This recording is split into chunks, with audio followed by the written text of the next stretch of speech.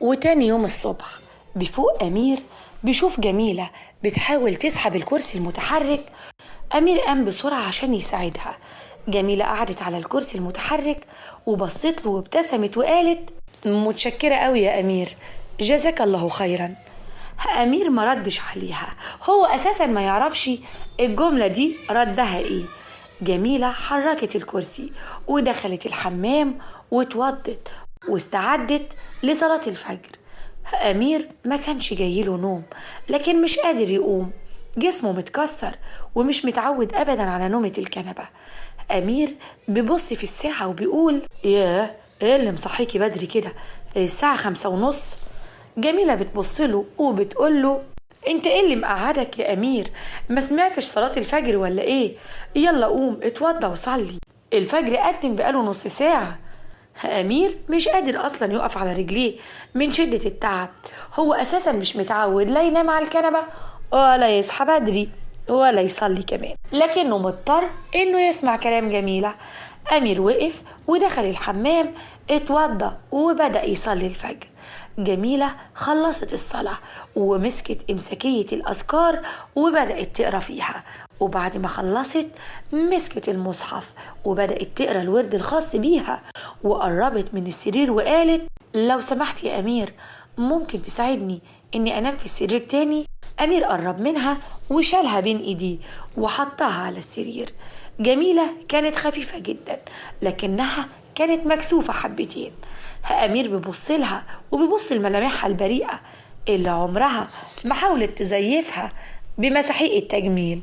أمير واخد باله إن طول الوقت جميلة مغطية شعرها، وعشان كده حب يغازلها وقال: هو انتي ليه على طول لابسة الطرحة؟ حتى وانتي نايمة انتي مش واخدة بالك انك مراتي ولا ايه؟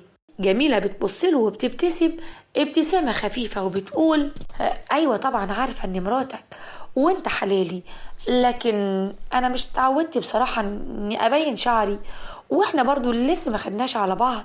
امير قرب منها وقعد على طرف السرير وبدأ يتكلم معاها. امير كان عنده سؤال بيلح عليه بشدة وكان عايز يعرف اجابته. امير بيبص لجميلة وبيقول: قوليلي يا جميلة، هي ريهام فعلا تبقى اختك؟ اه طبعا اختي، ايه السؤال الغريب ده؟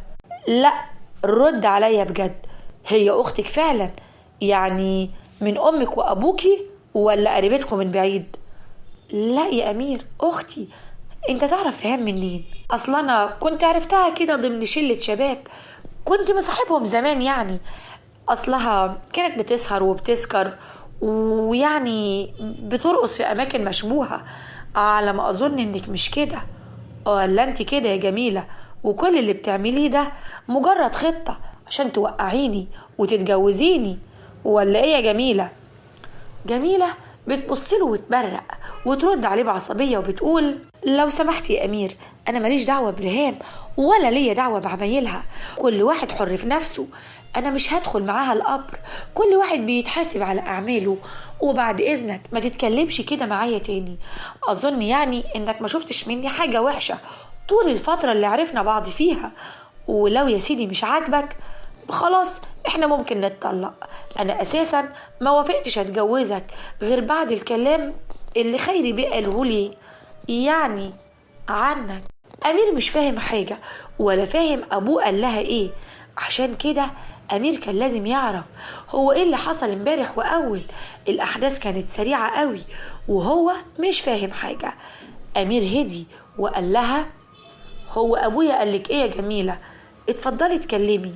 جميلة اترسمت على وشها ابتسامة جميلة وعيونها لمعت وقالت: خيري بيه قال لي ان انت بتحبني قوي وان انت كلمته علشان عايز تتجوزني، لكن هو رفض عشان يعني انت ملكش في الشغل كويس، عشان كده هو كتب ليا الشركة خايف انك تضيعها، واتفق معايا انك لما ربنا يصلح حالك وما دمت بتحبني انا هقف معاك ونكبر الشركة، وبإذن الله لما ربنا يصلح حالنا احنا الاتنين هتنزلك عن الشركة.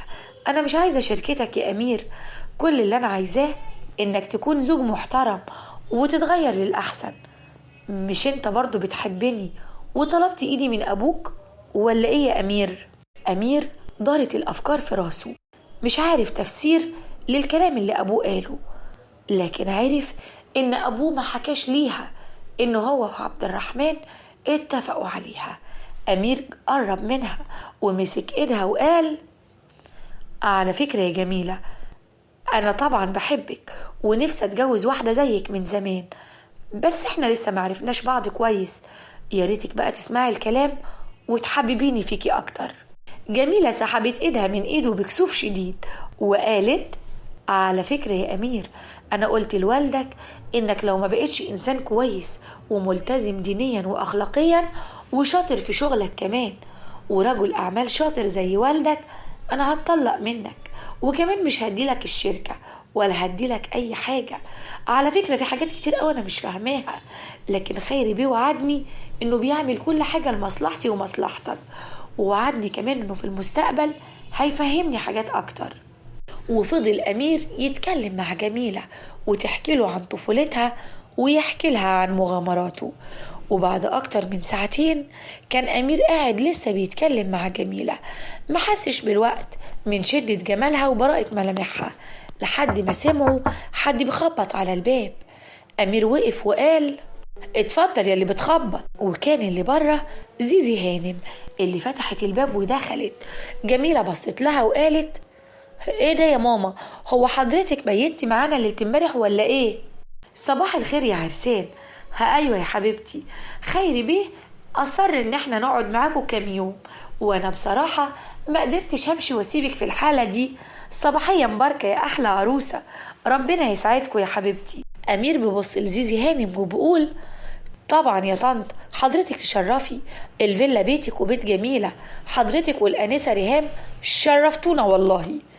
أما أمير ما كانش طايق ريهام، لكنه مضطر إنه يتعامل معاها ويتعامل معاها بأدب واحترام كمان. أمير استأذن من جميلة ووالدتها علشان ينزل يؤمر الخدم إنهم بيحضروا الفطور. أمير نزل لكن لقى ريهام في وشه لابسة فستان استغفر الله العظيم. ريهام بتقرب من أمير بسرعة وبتقوله: على فكرة انت وحشتني قوي وكان نفسي اسهر معاك ليلة امبارح. امير بيبعد عنها وبيقول بصوت عالي: انت شرفتينا يا انسة ريهام ونورت الفيلا دي، برضو مهما كانت بيت اختك جميلة وانا جوز اختك. ها، جوز اختك يعني في مقام اخوكي. امير اداها ظهره ودخل على المطبخ. ريهام بتخبط رجلها في الارض وبتقول: ايه التغيير ده بقى أمير؟ ليه في الحلال والحرام وزي أخويا؟ لا، دي بينها أيام سودة ودخل علينا. أمير دخل المطبخ، كل الخدم بيبصوله وبيهنوه بيباركوله وبيقولوا: ألف مبروك يا أمير بيه، يا رب يسعدكم وعقبال ما نشيل أولادكم. متشكر قوي يا جماعة، بعد إذنكم حضروا الفطور يلا، وانت يا عم عثمان بعد إذنك اطلع نادي بابا وخليه ينزل يفطر معايا أنا وجميلة هانم. أمير خرج من باب المطبخ ولقى ريهام في وشه تاني. ريهام بتقوله: في ايه يا أمير، انت هتعمل لي فيها شيخ زي الست الشيخة اللي فوق ولا ايه؟ لا، اوعى يغشك الحبتين اللي هي بتعملهم دول، دي بتعمل كده عشان توقع الرجالة في حبها. جميلة دي انا عارفاها، دي عقربة، دي توديك البحر وتجيبك عطشان تاني، ولعلمك انت مش اول راجل في حياتها. وهنا امير رفع ايده من الهوا وضرب ريهام بالقلم على وشها وقال: اخرسي يا رخيصة يا منحلة، جميلة دي مراتي وشريفة واشرف منك وسمعتها من سمعتي، اياكي تتكلمي عنها تاني. امير ساب ريهام في الفيلا وطلع على اوضته هو وجميلة. لقى جميلة بمساعدة مامتها غيرت هدومها ولبست فستان جميل ولبست الطرحة. أمير ببصلها وبقول: جميلة لو حابة تاخدي راحتك وتلبسي أي حاجة خفيفة أو حتى تسيبي شعرك عادي، أنا وبابا يعني زي والدك. جميلة بتبتسم وتقوله: لا يا أمير، أنا عارفة طبعا إن والدك زي والدي، لكن الفيلا فيها خدم رجالة وما ينفعش أظهر قدامهم بشعري، سيبني براحتي يا أمير، الآخرة أهم، والإنسان اللي بيستر نفسه في الدنيا ربنا بيستره في الآخرة. أمير بيبصلها نظرات إعجاب. إيه كل الإيمان، إيه كل الشرف ده؟ هي خايفة على نفسها قوي كده ليه؟ جميلة حاسة إن نفسها جوهرة ثمينة ومحدش يقدر يشوفها غير محارمها بس.